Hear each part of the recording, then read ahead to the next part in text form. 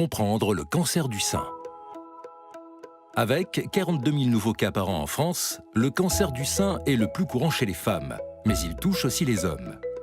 Une femme sur 8 en développe un dans sa vie, surtout à partir de 50 ans.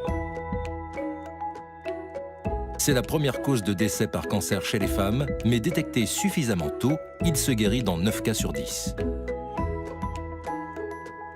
Le sein se compose de graisse, de lobules qui produisent le lait, de canaux qui transportent le lait jusqu'au mamelon.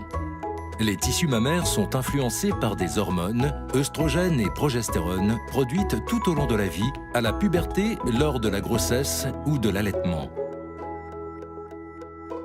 Il existe différents types de cancers.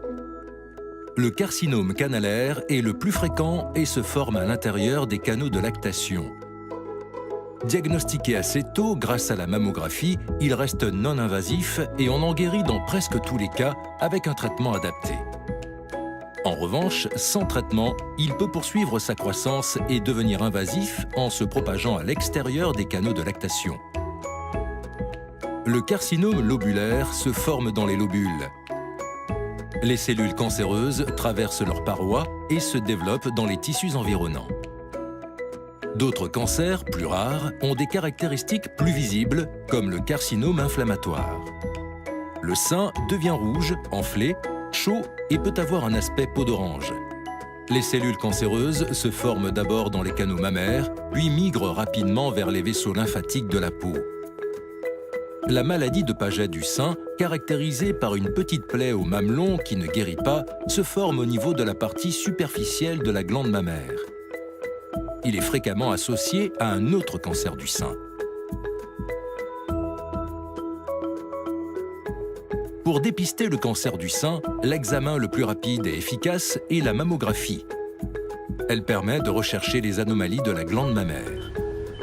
Il est conseillé de prendre rendez-vous juste après les règles, quand la poitrine est la moins sensible. Cela permettra d'obtenir des images plus nettes. Cet examen doit être effectué à partir de 50 ans et à partir de 30 ans en cas d'antécédents familiaux ou si vous constatez une anomalie sur votre sein. La mammographie est remboursée par l'assurance maladie à hauteur de 70% et à 100% à partir de 50 ans dans le cadre de la campagne de prévention. Retrouvez toutes nos actualités sur humanis.com.